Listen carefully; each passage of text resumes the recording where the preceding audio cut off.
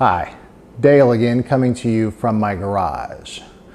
By the time I get this video up on YouTube, school will most likely have already started. But as of right now, I've got about a week, maybe 10 days before teachers need to report back to school. You already know my wife is a teacher, and she has asked me for a couple of projects for me to do for her classroom. So I thought this is a perfect time for me to build my first table saw sled. I know you're probably saying, Dale, there's thousands of YouTubes out there showing me how to build a table saw sled. Well, I agree, and the reason I'm doing one as well is I want to show you that me being basically a beginner at woodworking, I want to show that even a beginner can build one of these accurately and fairly easily. And besides, mine's going to have one very, very unique attribute. Mine is going to be 100% gluten-free. The first thing I want to do is cut my miter slot runners from my high-density polyethylene that I purchased. Rather than cutting the stuff that I bought to dial in the table saw fence, I'm using some scrap. I set my fence to about 3/4 of an inch and rip a piece of scrap. I then test fitted in my miter slot, expecting the first cut to be a bit big. I then sneak up on it by moving my fence a hair at a time until I get it the perfect fit. The runner should fit snugly in the slot with no side-to-side movement, yet still slide smoothly. I only show one other cut, but in reality, it took me 2 or 3 different tries sneaking up on it to get it to this perfect fit. After I had my fence at the perfect width, I cut my runner from the purchased high-density polyethylene. You could, of course, use a hardwood or even get an inexpensive solid plastic cutting board to use as your runners. I saw a sheet of this high-density polyethylene that was 12 inches by 24 on sale for only $8, so I picked it up. I'm using 1/2-inch MDF that I had left over from another project. I'm ripping about 1 inch off of one side as it had some large gouges and nicks on one edge. Probably wouldn't have hurt anything, I just didn't like the way it looked and didn't think losing 1 inch would be that big of a deal. Turns out it does get the job done just fine, but having another inch would have made things a bit nicer. Now I'm cross-cutting the sled base to 3 feet. My SawStop job site saw can't make that large of a cut on the fence side, so the waist side is what I'll be using. My runner is 24 inches long. I only need it to be 12 inches, so I cut it in half. Now I have 2 12-inch runners. Next comes pre-drilling of the runners. I pre-drill and countersink 3 holes in each runner. I'll use those to attach the runners to the sled bottom. I wonder what the difference is in pre-drilling a hole and drilling a hole. When you put a screw through stock, especially this high-density polyethylene, there's a small amount of material that is pushed out of the other side. This can actually cause the stock to pull away from the other piece you're attaching it to. To deal with this, I put a small countersink on each hole in the runner, on the side that will attach to the sled. This will give that small amount of material a place to go and allow the runner to be held tight against the sled bottom. Placing the runners in the miter slots, we want them to stand a little proud of the table saw deck. Others have used nickels or washers, but I am on a budget, so I use pennies. I put the pennies in the miter slot and then the runners on the pennies. This allows the top of the runners to be just above the table saw deck. Align the ends of the runners with the front of the table saw. CA glue may be a better choice, but that stuff is way too expensive for me, so I use super glue on the runners.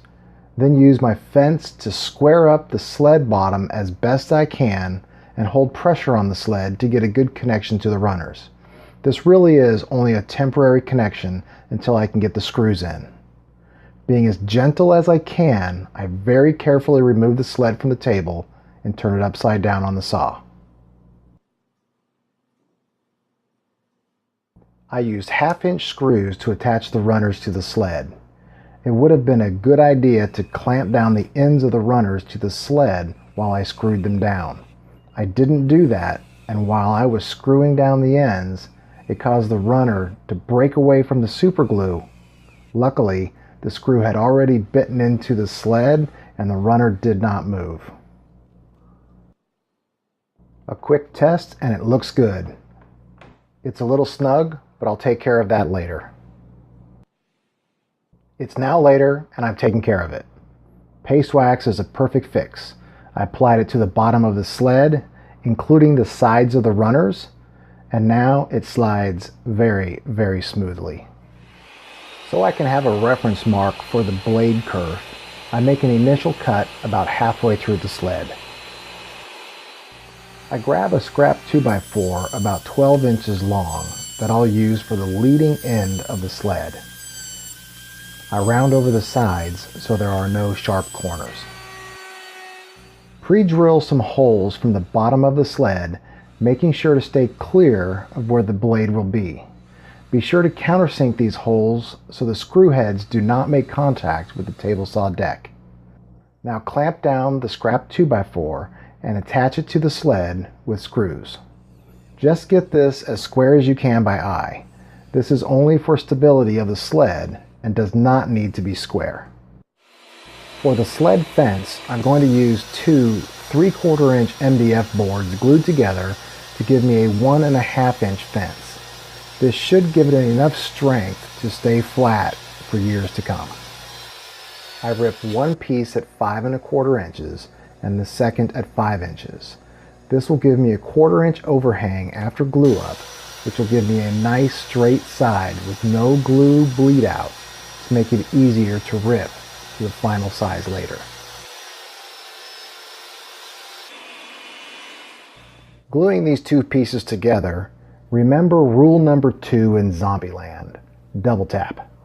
While we're not killing zombies here, this rule really boils down to don't be cheap and be sure you gave it enough to get the job done. So use plenty of glue. You want this to be a very strong bond. It also doesn't hurt to remember Zombieland Rule 12, bounty paper towels. You'll need it to clean up all the glue bleed out. I did have enough of this 3/4 inch MDF to make a much larger sled, but I really wanted a smaller sled as most of my stock I use is 6 inches or less. Besides, I wanted to keep it as light as I could, so I wanted to stay with 1/2 inch sled deck. Once the glue is dried, we can now cut clean edges. Use the side with the 1/4 inch overhang against the fence, as it should have little to no glue bleed out on it. Just rip enough off the other side to give a clean edge. Then flip the piece over and do the same thing on the other side. This MDF creates a ton of dust, so please wear a good respirator. It certainly doesn't help that I don't have a good dust collection system. Now cut the sled to 3 feet, the same length as the sled. The 5 inch tall fence is going to make it difficult to hold the stock on the sled while cutting. So draw a basic shape that will allow you to keep your hands away from the blade, yet still be able to firmly hold the stock. Now cut out the shape you just drew. This is where having a good selection of tools would help. If you have a bandsaw, use it.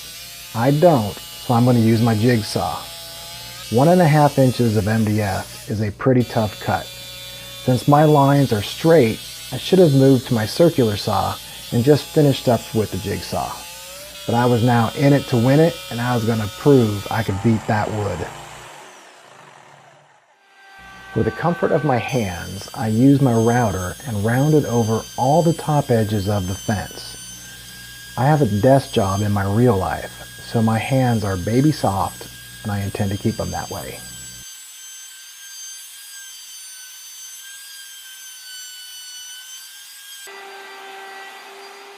I route a small chamfer in the bottom of the fence so dust can't collect and affect the alignment of my stock against my fence. Off camera, I attached one side of the fence to my sled with a single screw that acts as a pivot point. This way I can square up the fence to the blade.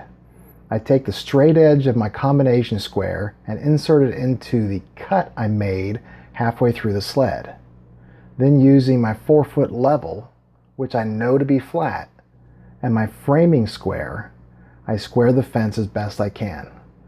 I clamp it down and I insert another screw on the other side of the fence, securing it to the sled. I apologize for the horrible camera angle as you can't see me drive the screw. I used the 5-cut method to test for square. Here's the final cut, and to my surprise, when I measure the width of the cut on both sides, I see I'm dead on with only using my framing square. So no adjustments are needed. If there were adjustments needed, I'd simply take out the second screw, adjust the fence, and then drive the second screw in again. But very important, you must use a new screw hole and don't reuse the old one. Since I'm dead on already, I'm good to go.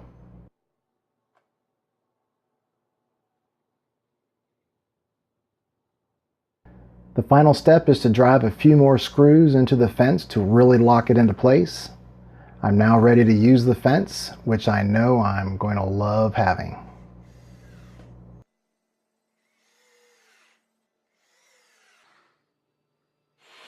I just want to make one more test cut after fully securing the fence to the sled and then check it for square one more time. It looks good enough for me. I thought I was done, but I was noticing after using the sled a few times that I didn't like how I had a bad habit of placing my hands too close to the danger zone behind the fence. So I quickly fashioned together an ugly but functional box to work as a guard.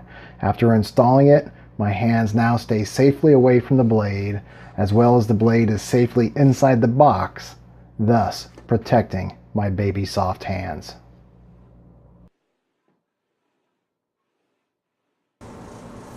Okay, to wrap it up. Very easy build, all from scraps. It is pretty short this way, but it's really all I need right now.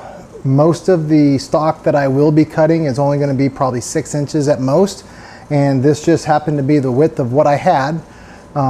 So that's what it is. It works. It's going to work for me perfect.